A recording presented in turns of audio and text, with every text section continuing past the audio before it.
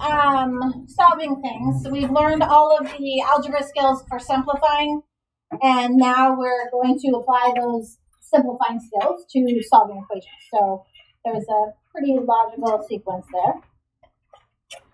So I think you know how to do number one. But let's look at number two. What would you do first on number two to solve for y? Times both sides by -7. Yeah, when we're dividing a whole thing, the easiest way to get rid of it is to think about it as like cross multiplying, or multiplying both sides by -7.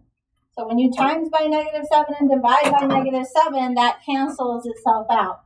And so we're left with 4y minus 7 equals, what do we have to do on the right-hand side? Distribute that -7. So that becomes?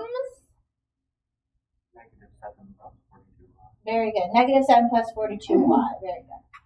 And now what do we need to do next?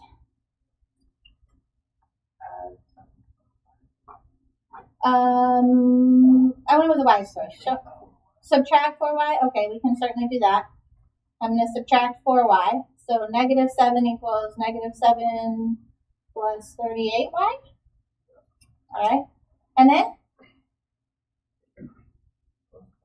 Okay, now I'm going to move that 7 down. And we get 0 equals 38y, which means? Y equals 0. And 0 is a perfectly lovely answer. 0 is a number, so equaling 0 is totally fine. All right. I don't think we need to do number 3. Let's look at number 4. What do we want to do first on number 4? Distribute. And so, when I distribute, what is 3/2 times 4/3? How do you multiply fractions? 12/6. It's straight across when we multiply fractions. So this is just 12 over 6x. And then you can think about the 12 over 1. So what's 3/2 times 12 over 1? 36 over 2. And I can clean that up later. But yeah, multiplying fractions straight across, it just cleans up, well, in math class, it cleans up. In life, it doesn't. That's fractions there. Okay, I'm going to tighten this up a little bit here. We got some 3x's minus an x is 2x's. And then 12 over 6 is really 2x. And then this is 36 over 2, which is really 18. So this is 18 plus 7, which is 25.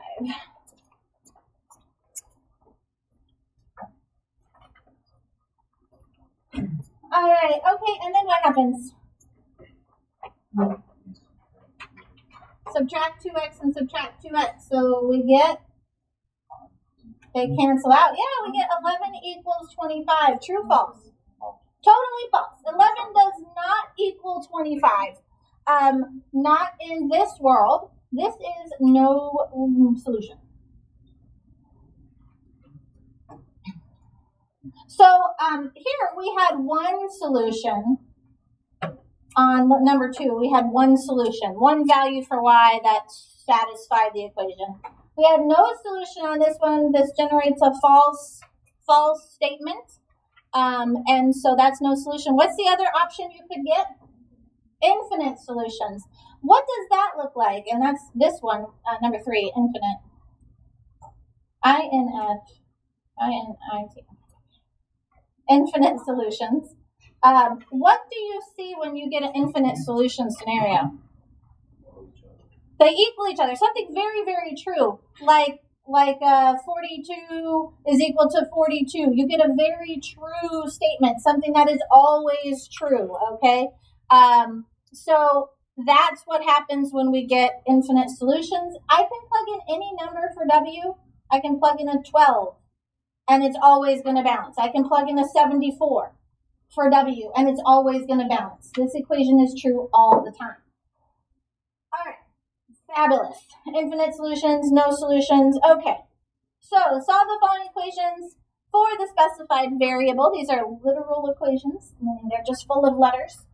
And we want to isolate a particular variable. Which one do you want to do?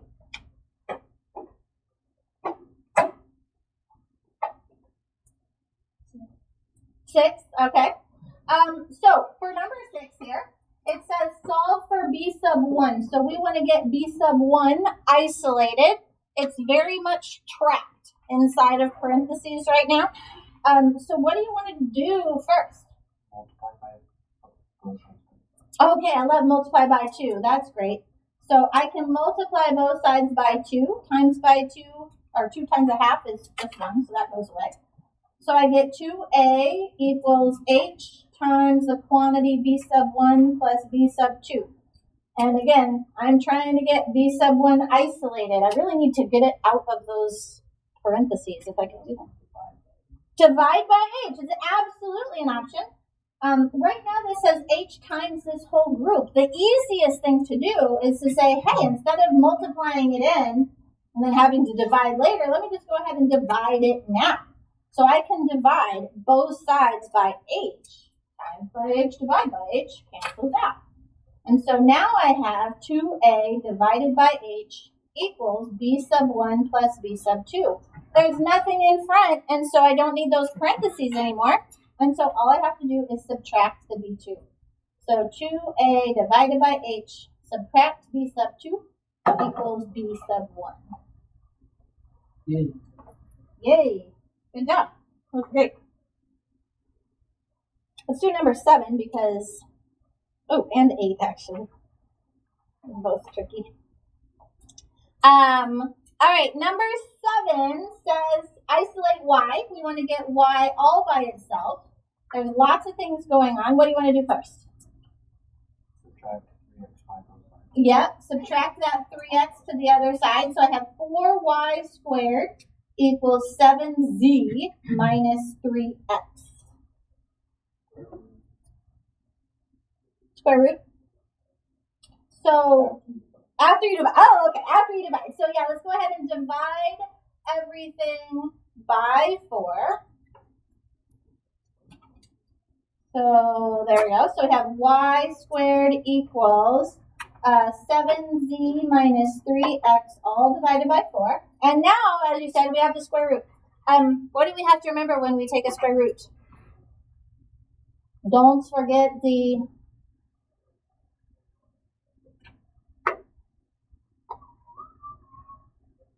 plus or minus. When you solve, when you are taking a square root of both sides, you have to get, remember that there's a plus or minus. Why is that? When you take something like x squared and say, hey, x squared equals 25. So I want to know what number squared gives you 25. Yeah.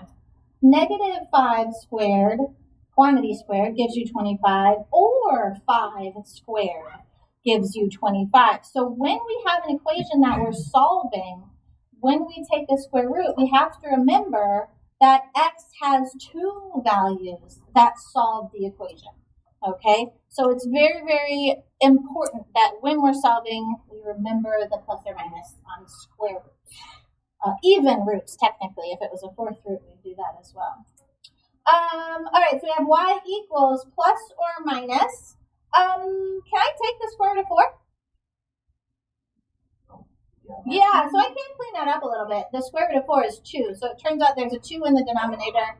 And upstairs, we would leave the radical, 7z minus 3x. So that is the final answer right there. 7z minus 3x over 2 with a plus or minus in front. Now, number 8 is particularly interesting. We want to solve for m. You'll notice that there's a couple of m's. So what do you suppose we need to do with those couple of m's? Not divide. What if they were both x's? What would you want to do? to solve for x. We had x's on. We'd have to get them together, like, right? Like if they're on opposite sides, they're friends, they want to be together. So we want to get these on the same side. I'm going to go ahead and subtract this term, n, so that I've moved it over here with its friend.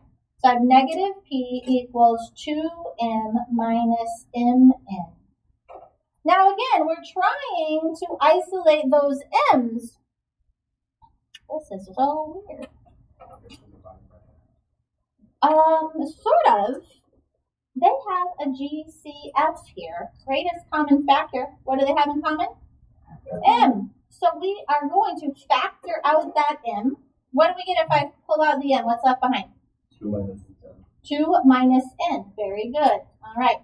Now I want M all by itself. And right now it says M times the group. How do I get M alone? Divide by the group. Yes. Divide by 2 minus n on both sides so that those disappear. Now m is isolated, m is alone, and I get negative p over 2 minus n for the final answer. Interesting? The GCF, always a stumper. We're going to do lots of GCF probably. Okay. Turn page. Are you good so far? Yeah? You're not like listening to music while I'm trying to teach you. Because that would be like rude.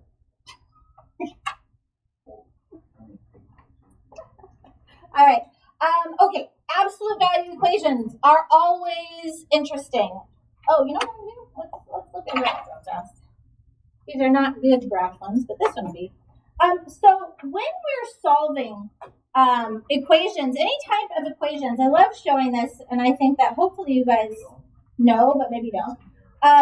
So anytime you're solving equations, you can solve them graphically by putting one side of the equation in y1 and one side of the equation in y2. So all equations can be solved graphically if you're good with a calculator. This one's not too bad. Now 14, if I do a standard window, which is zoom 6, I'm only going from negative 10 to positive 10. That's a standard window, okay? And so, but 14 for a y value is way up here. So I need to move my window and make my y maximum bigger. So I'm going to turn that y maximum to 20 under the window settings so that it's much higher. All right, so now what we can see is, almost caught it. This graph is going to continue out here, right? Okay. And this red line is going to continue to the left. How many intersection points are there here? 2. Okay. So this is the thing to remember about absolute value. Because it's a V, 99,000 times out of, 999,000 over 10,000 times, there's going to be 2 solutions, okay? 2 places where they intersect. And so how do we get those 2 equations? We have to be quite strategic. So in order to get the 2 cases, we have to isolate the absolute value first. Isolate that absolute value on one side, and then we can write 2 equations. I'll talk about that in just a second. So here, our absolute value, there's nothing else along with it. You can see over here, we've got a 6, a negative 6. That's with that absolute value. We need to get that alone. So let's just do number 10 here, actually, because that's easier. I need to isolate the absolute value, so I'm going to move the 6 so that I have the absolute value of 2b plus 4 equals 20. Now, it turns out that when we have absolute value, whatever was inside, negative 25. What's the absolute value? 25. And if I took the absolute value of 25, what is it? 25. So there are 2 things that the inside could have been. And because of the nature of absolute value, it pops out as a positive result. So this is how I like to think about it. I say, hey, the guts could have been, so 2b plus 4 was either already a positive 20, or the guts, you know what I'm talking about when I say the guts, right? The innards. Okay. The innards could have been a negative number, and it would pop out as that positive 20. Does that make sense to you? So the inside of the absolute value could have been positive, or the inside could have been negative. And so we set up two equations and solve those two cases independently. So we're going to subtract 4. So 2b equals 16, and that means b equals 8. And over here we would subtract 4. So 2b would equal negative 24, and b would equal negative 12. So we have two solutions for b.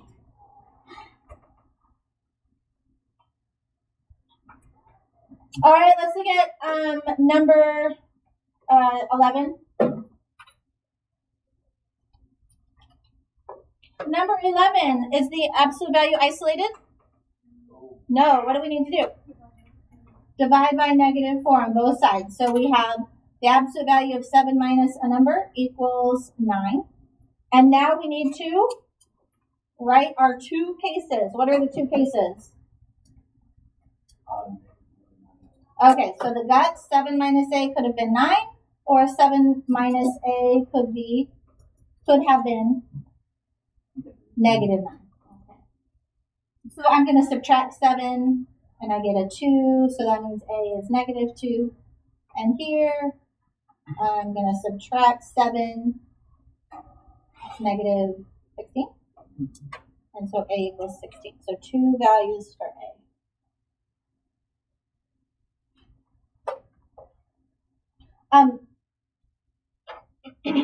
Let's look at number, let's look at number 12. Is the absolute value isolated? No. So what do we want to do first? Add 9, add 9, and then divide by 2. So I have negative 34 equals 2 times the absolute value. And then divide by 2, that's going to be negative 17 equals 6 plus 8k. The absolute value. Does this make sense? Can an absolute value ever result in a negative number? No. Okay. So this cannot happen. An absolute value can never give me a negative 17. All right? Because that absolute value is isolated, I can say, hey, this number has to be positive. That's the definition of absolute value. It's got to be a positive distance, okay? So this is no solution.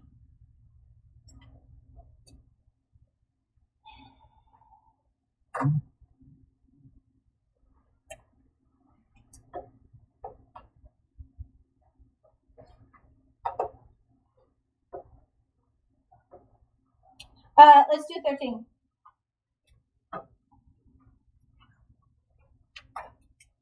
All right.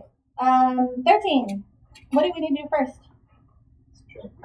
Subtract 1. Very good. Minus 1, minus 1.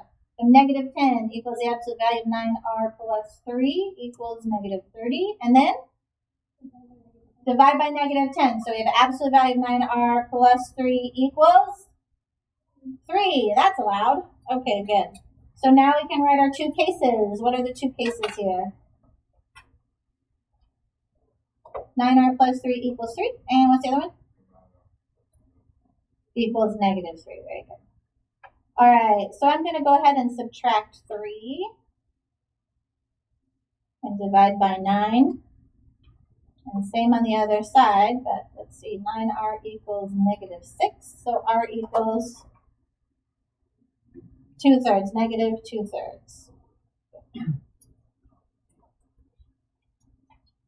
Okay, number 14 is real interesting. We're going to come back to number 14. These are what I would call pre-cal questions. These are definitely a pre-cal level. These we would have done in Algebra 2, hopefully, but Algebra 1 maybe. okay? I would have done them in Algebra 1, but I don't know.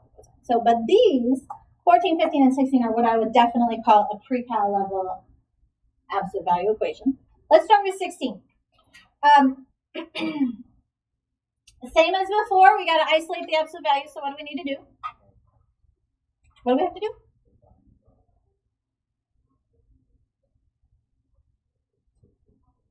Yeah, 15.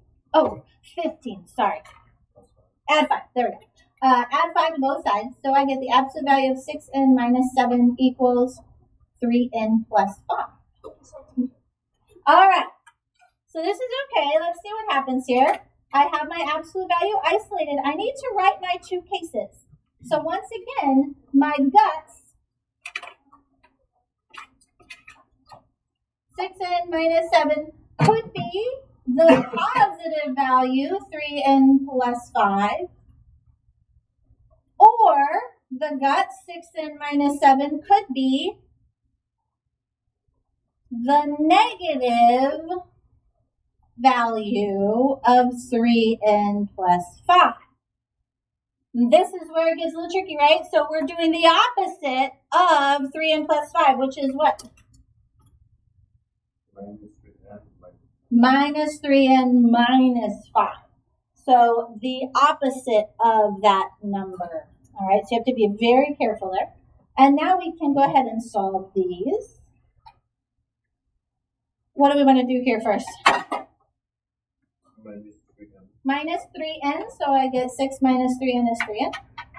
Minus 7 equals 5, and then? Plus 7, so we have 3n equals 12, which means n equals 4. Beautiful. And on the other side, I'm going to add the 3n, so that's going to be 9n minus 7 equals negative 5. I'm going to add 7. Negative 5 plus 7 is 2. And so n equals 2 ninths. Beautiful.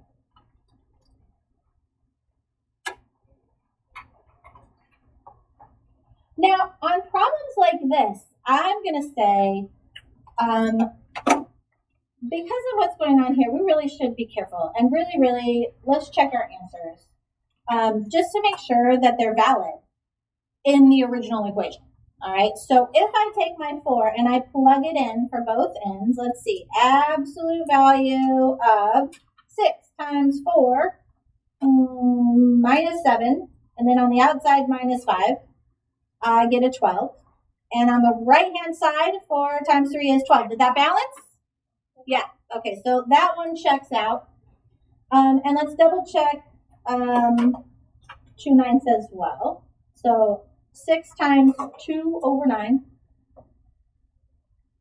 minus 7 minus 5. Okay, so there's the left-hand side. Fraction, 2/3. All right, and then 3 times 2 ninths is, oh, the same thing. Does it balance? 6, 7. All right. Okay, so it's a good idea to double check those answers just to make sure that they're working. Let's see what happens here on number 14. Is the absolute value isolated? Yes, it is. So we're going to go ahead and set up our two equations. What's one possibility? 5a plus 8 equals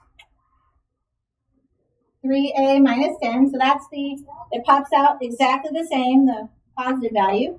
What's the other one? 5a plus 8 could have been? Yeah, the opposite of 3a minus 10, which would be negative 3a plus 10. Very good. All right. So solving from there, I'm going to subtract my 3a. That's going to give me 2a's plus 8 equals negative 10. And then subtracting the 8, 2a equals negative 18. And so what does a equal? Negative 9. Good. On the other side, let's see, add 3a. So it's going to be 8a plus 8 equals 10. And then subtract the 8. 2. So A equals 1/4. Okay. So again, I want to double check because we need to be very careful. Double check. Check for balance, okay? This is going to happen a lot in this class. The way that solving happens, it's really essential. You plug things back in and make sure that they work. So absolute values under the math menu. Math, num, ABS. Of course, you could do this without a calculator too, but -9 plus 8. So there's my left-hand side, and I got a 37. Oh, look at that. 3 times -9 is -27 minus 10 is -47. 37 does not equal -47. So that does not work. That is a false solution. Okay? Because sometimes it's -37. Oh, 27, sorry, -37. Sorry. Thank you. -37. That's a better answer. Even still, not true, yeah? Very false. Okay? When we plug in 1/4, just do that. 0.25. Let's do that. All right. So plugging in 1/4, I get 9.25 on the left side of the equation, and 3/4 or 3 times 0.25 minus 10. So plugging it in on the right-hand side, I get -9.25. Again, those are not balanced. All right. So we have 2 false solutions here. All right. There is no solution here. Yeah. There is no solution. Kind of interesting. All right. The other thing you could check, which maybe was easier to begin with, if I were to look at the calculator, absolute value of 5x plus 8 over 3x minus 10, I think I can do a zoom standard here. It'll probably show it pretty well. There's our v, absolute value v. Oh, and there's 3a minus 10, the red line. Are they going to intersect? Never going to intersect. Okay. So no solution, no intersection. Okay. Kind of interesting. So use your calculators if you want. It can be very, very helpful. Let's just do 16 and call it. What? And then no homework? You know me by now. All right, as Thomas said, times both sides by 5 to get rid of that 1/5. Multiply by the reciprocal. So we have absolute value 6x minus 1 equals 5x plus 25. Beautiful. All right, and then we can write our 2 equations where the guts were positive or the guts happened to be negative. So what would the negative be? Minus 5x. Minus Very good. Negative 5x, negative 25. The opposite. All right. Super. Will you take a second and solve?